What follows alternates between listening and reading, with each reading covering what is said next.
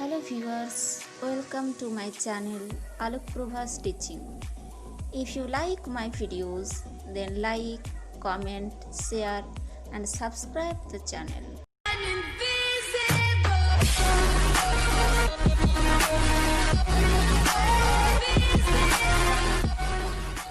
Hello guys, আজকে খুব interesting একটা টপিক নিয়ে আমি আলোচনা করতে চলেছি, আর সেটা হলো টেন্স।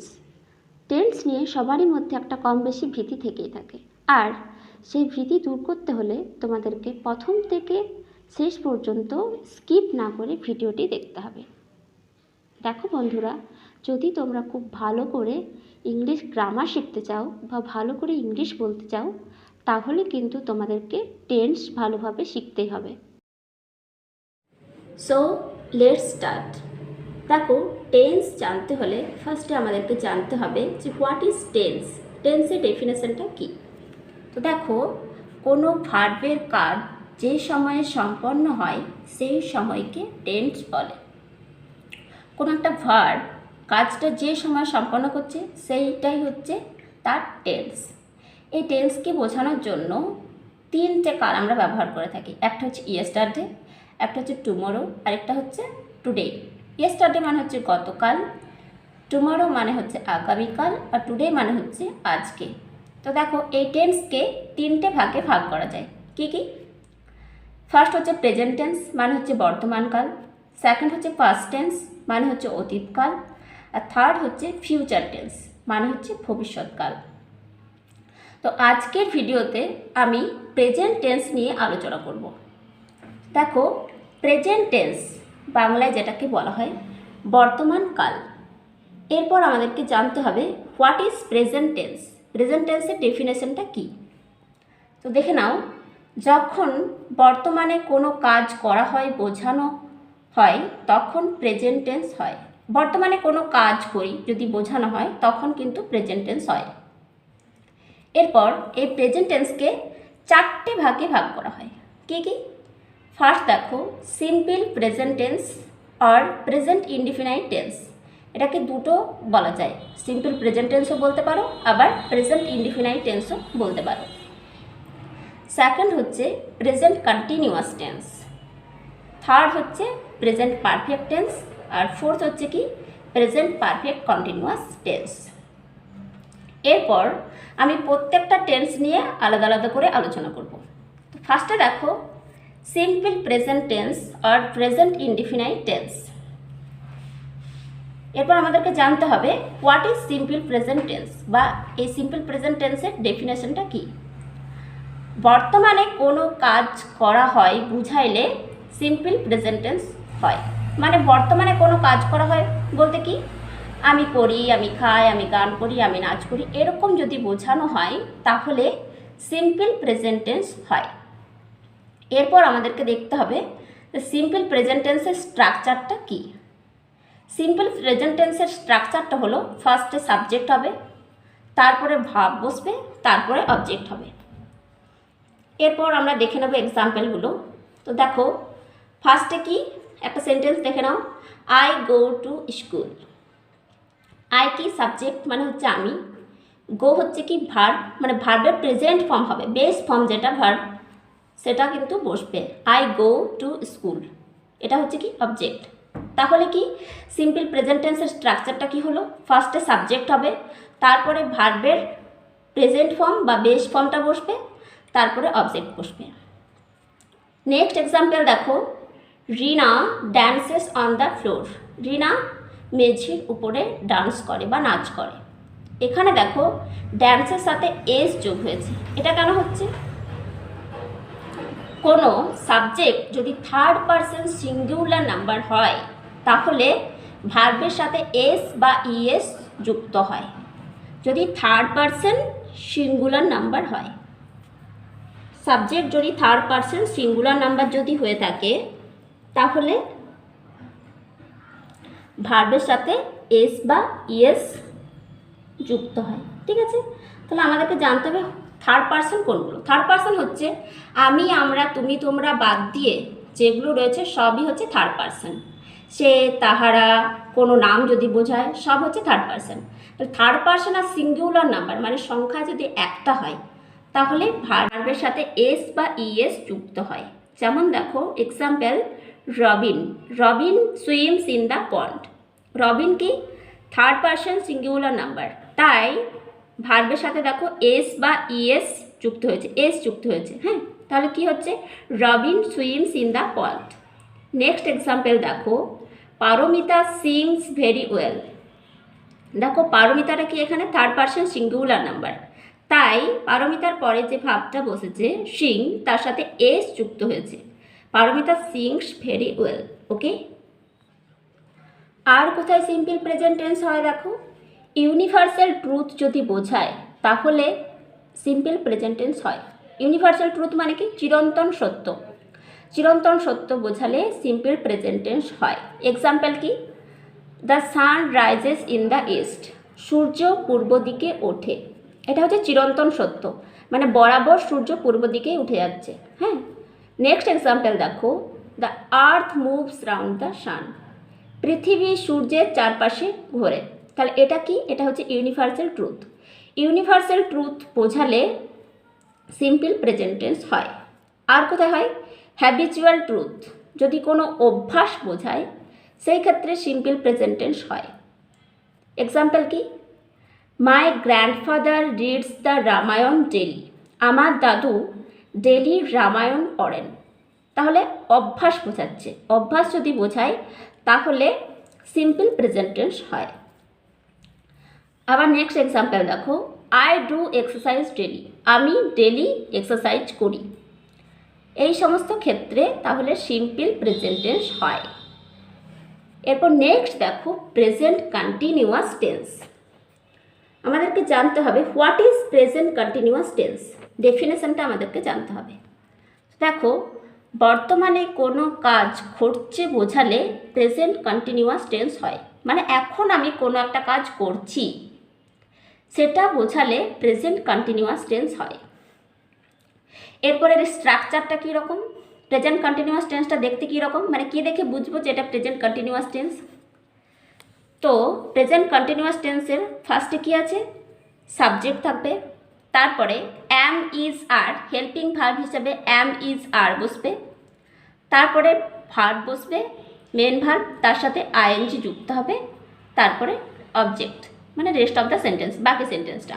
ওকে, তাহলে আরেকবার দেখে নাও কি বললাম। ফার্স্টে সাবজেক্ট থাকবে, তারপরে হেল্পিং ভার্ব হিসেবে অ্যাম ইজ আর থাকবে, তারপরে মেন ভার্ব, তার সাথে আইএনজি যুক্ত হবে, আর অবজেক্ট থাকবে। এক্সাম্পল কি দেখো, I am drawing a picture, আমি একটা ছবি আঁকছি, মানে বর্তমানে আমি কাজটা করছি। তেছি তেছো, বাংলায় তেছি তেছো বুঝাইলে প্রেজেন্ট কন্টিনিউয়াস টেন্স হয়। যেমন দেখো, I am drawing a picture, আমি একটি ছবি আঁকছি। My mother is cooking fish, আমার মা মাছ রান্না করছে, মানে বর্তমানে কাজটা ঘটছে। আবার দেখো, my father is going to market, আমার বাবা বাজারে যাচ্ছে। হ্যাঁ, তাহলে বর্তমানে কোনো কাজ ঘটছে বুঝাইলে প্রেজেন্ট কন্টিনিউয়াস টেন্স হয়। এরপর স্ট্রাকচারটা অনুযায়ী একবার দেখে নাও সেন্টেন্সগুলো। ফার্স্টে কী বলেছি দেখো, সাবজেক্ট, এরপর সাবজেক্টের উপর ডিপেন্ড করে am is are helping verb বসবে। দেখো আয়ের পরে জেনারেলি সবসময় অ্যাম বসে, তাই অ্যাম বসেছে। মেন ভার্ব কি, ড্র, তার সাথে আইএনজি যুক্ত হয়েছে, তাই ড্রয়িং হয়েছে, তারপরে বাকি সেন্টেন্স এ পিকচার। ঠিক আছে, নেক্সট এক্সাম্পলটা দেখে নাও। মাই মাদার, মাই মাদার যেহেতু থার্ড পার্সন সিঙ্গুলার নাম্বার, তাই থার্ড পার্সন সিঙ্গুলার নাম্বারের পরে সবসময় হেল্পিং ভার্ব হিসেবে প্রেজেন্ট টেন্সের ক্ষেত্রে ইজ বসে, তাই ইজ বসেছে। তারপরে মেন ভার্ব কুক, তার সাথে আইএনজি যুক্ত হয়েছে, কুকিং হয়েছে, তারপর বাকি সেন্টেন্সটা, বাকি ওয়ার্ডসটা। হ্যাঁ, এরপর দেখো নেক্সট এক্সাম্পল এরকম সেম, মাই ফাদার সাবজেক্ট, তারপরে হেল্পিং ভার্ব হিসেবে ইজ বসেছে, তারপরে ভার্বের সাথে আইএনজি যুক্ত হয়েছে, তারপরে রেস্ট অফ দ্য সেন্টেন্স। তাহলে তোমরা কি দেখে বুঝবে প্রেজেন্ট কন্টিনিউয়াস টেন্স, এই যে স্ট্রাকচারগুলো বললাম, এই স্ট্রাকচারগুলো যদি থাকে কোনো সেন্টেন্সের মধ্যে তাহলে বুঝবে এটা হচ্ছে প্রেজেন্ট কন্টিনিউয়াস টেন্স। নেক্সট দেখো প্রেজেন্ট পারফেক্ট টেন্স। তাহলে আমাদেরকে জানতে হবে what is present perfect tense. বর্তমানে কোনো কাজ হয়েছে কিন্তু তার ফল এখনও বর্তমান আছে বুঝাইলে প্রেজেন্ট পারফেক্ট টেন্স হয়। মানে কোনো কাজ একটা ঘটেছে কিন্তু তার ফলটা এখনও বর্তমান আছে, এই সমস্ত ক্ষেত্রে present perfect continuous present perfect tense হয়। কাটতো। তারপরে সেন্টেন্সের বাকি অংশটা। এরপর দেখো প্রেজেন্ট পারফেক্ট টেন্স। আমাদেরকে জানতে হবে what is present perfect tense, এর ডেফিনেশনটা কি।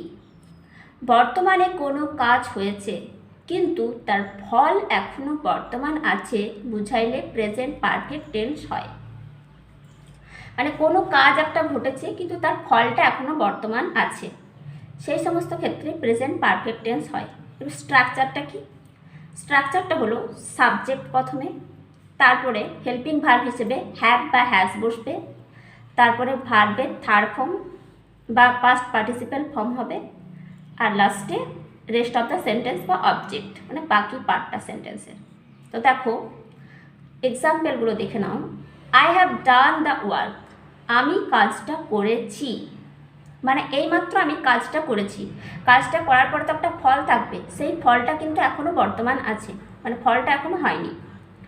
নেক্সট এক্সাম্পল দেখো, Raju has completed his homework, Raju তার হোমওয়ার্কটা কমপ্লিট করেছে, মানে এখনও টিচার কিন্তু দেখেনি, রাজু তার হোমওয়ার্কটা কমপ্লিট করেছে, অর্থাৎ কাজটা ঘটেছে কিন্তু তার ফলটা এখনও বর্তমান আছে।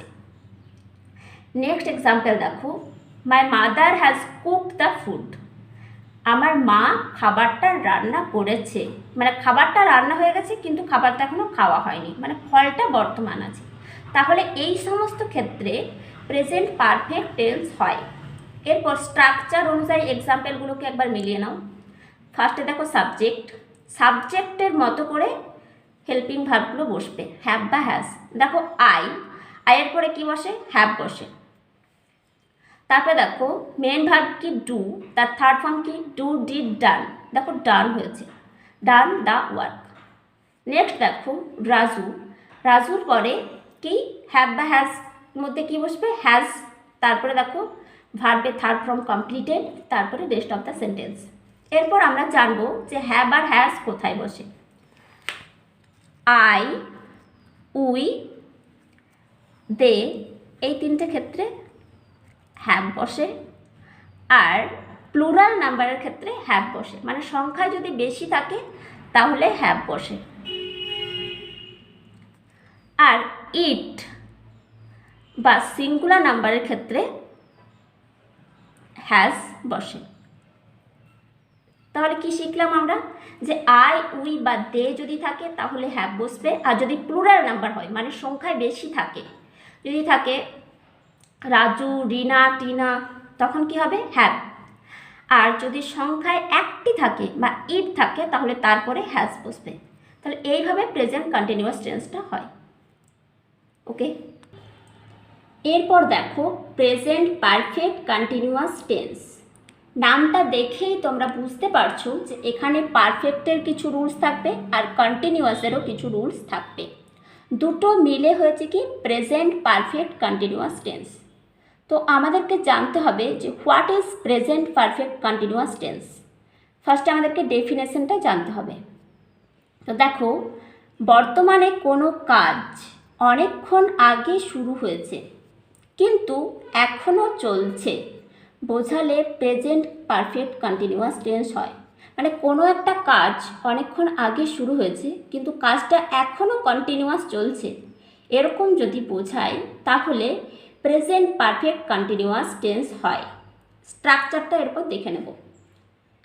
কি? ফার্স্টে সাবজেক্ট থাকবে, তারপরে হেল্পিং ভার্ব হিসেবে হ্যাভ বিন বা হ্যাজ বিন থাকবে, তারপরে ভার্বের সাথে আইএনজি থাকবে, আর রেস্ট অফ দ্য সেন্টেন্স বা অবজেক্ট থাকবে। দেখো এখানে আমরা পারফেক্টের হ্যাভ আর হ্যাজটা পেয়েছি আর বিনটা এক্সট্রা যোগ হয়েছে, আর কন্টিনিউয়াসের কোন গুণটা পেয়েছি? আইএনজিটা পেয়েছি। তাহলে দুটো মিলে কি হয়েছে? Present perfect continuous tense. এরপর আমরা এক্সাম্পলগুলো দেখে নেব। ফার্স্ট এক্সাম্পল দেখো, বিশ্বদীপ বাবু has been teaching us English for a long time. Biswadip বাবু অনেক দিন ধরে আমাদেরকে ইংলিশ শেখাচ্ছেন, মানে অনেক দিন আগে তিনি কাজটা শুরু করেছেন, এখনও কিন্তু শেখাচ্ছেন, মানে এখনও কন্টিনিউ চলছে। তাহলে এই সমস্ত ক্ষেত্রে প্রেজেন্ট পারফেক্ট কন্টিনিউয়াস টেন্স হয়। নেক্সট এক্সাম্পল দেখো, they have been practising the match since morning. তারা সকাল থেকে ম্যাচটা প্র্যাকটিস করছে। তারা সকাল থেকে একটা ম্যাচ প্র্যাকটিস করছে, মানে সকাল থেকে শুরু করেছে কিন্তু কাজটা এখনও চলছে। তাহলে এই সমস্ত ক্ষেত্রে কি প্রেজেন্ট পারফেক্ট কন্টিনিউয়াস টেন্স হয়। এরপর তোমরা কিভাবে চিনবে যে এটা প্রেজেন্ট পারফেক্ট কন্টিনিউয়াস টেন্স? একটা সহজ উপায় বলে রাখি, যখন কোনো সেন্টেন্সের মধ্যে দেখবে হ্যাভ আর হ্যাজ রয়েছে আর তার সাথে বিন রয়েছে, তখনই তোমরা বুঝে যাবে যে এটা প্রেজেন্ট পারফেক্ট কন্টিনিউয়াস টেন্স। ওকে, এর পরের ভিডিওতে আমি পাস্ট টেন্স আর ফিউচার টেন্সটাকে নিয়ে ডিটেলসে আলোচনা করব। যদি তোমাদের আমার এই ভিডিওগুলো ভালো লেগে থাকে তাহলে প্লিজ একটা লাইক করে দাও, কমেন্ট করো, শেয়ার করো আর আমার চ্যানেলটিকে সাবস্ক্রাইব করে দাও। আর সবার আগে নোটিফিকেশান পেতে পাশে থাকা বেল আইকনটি প্রেস করে দাও। Thank you.